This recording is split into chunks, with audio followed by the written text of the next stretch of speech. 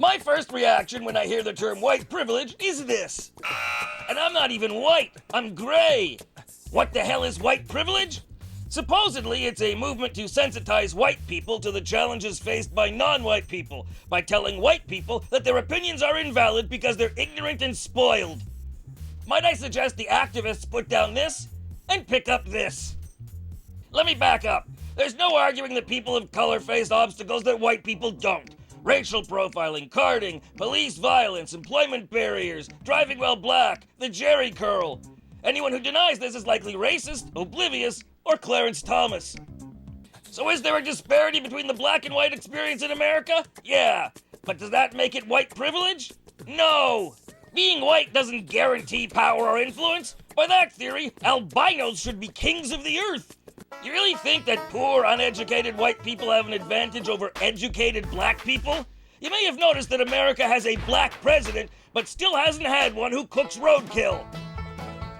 But I sympathize with the challenges of blacks and browns, so I'm going to offer the activists some advice. First, stop screaming.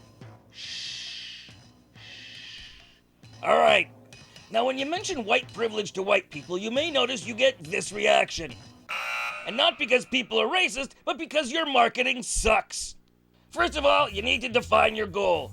Do you want to yell at white people or advance the cause of black people? Pick one or the other because you can't suck and blow. Except in the nomenclature of porn.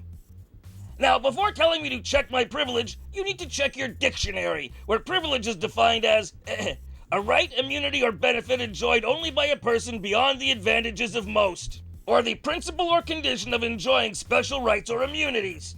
White people don't have special benefits or rights, they have the regular benefits people are supposed to have. The issue is that people of color don't get to enjoy the same benefits. It's not white people having too much, it's black people having less. And that's an important issue, but you're too busy pissing people off to focus. To the vast majority of the world, privilege means wealth and comfort, often through inherited money, like Tony Stark, Scrooge McDuck, or Veronica. Also, this guy. Privilege means special treatment above the norm. Norm! So try telling the white working poor that they're elites.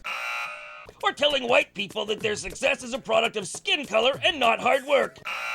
You don't want to get this. You want this. The problem is, you're using the wrong word. It's not white privilege, it's white advantage. Advantage is an edge, not the gift of comfort. It doesn't tell someone that their own struggles are invalid because white. I think most people will agree there's an advantage to being white. You don't agree? Consider this. Lots of black people try to appear more white to get ahead. They use skin lighteners, straighten their hair, eat mayo. But very few white people try to get ahead by passing as black. I said few, not none. In terms of getting work, there's enough evidence that a poor white person has an advantage over a poor black person, or an educated white man has an unspoken edge over an equally educated black man.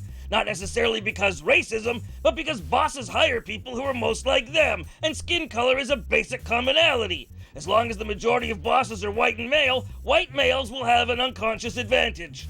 But that doesn't make them evil. You want white people to question their unconscious decisions? Fine, I'm with you. But you don't get an open mind by kicking someone in the head.